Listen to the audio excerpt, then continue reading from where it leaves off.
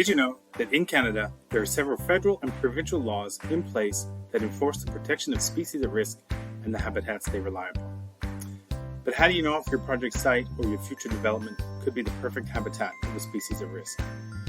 Well, traditional approaches for determining the presence of important species include electrofishing, netting, trapping, field and aerial observations, and even underwater surveys.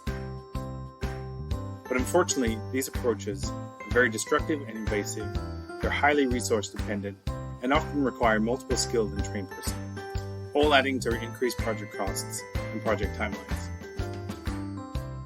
A more sustainable and much less harmful approach is to use environmental DNA to detect the presence of those important target species. But what is environmental DNA? Environmental DNA, or eDNA, refers to the genetic material that is released by an organism into its environment. Using targeted PCR analysis, it can be used to accurately determine the presence or absence of the target species in that particular location. Sample collection is simple and easy.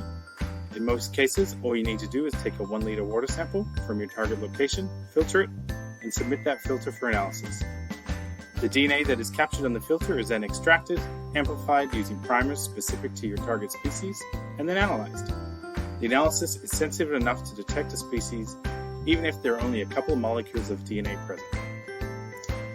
There are lots of possibilities where eDNA can be used: ecological biodiversity and species-specific surveys, determining the presence or absence of either species at risk or an unwanted invasive species, assessing the impacts of industrial activities, remediation efforts, ecosystem restoration, and bioremediation.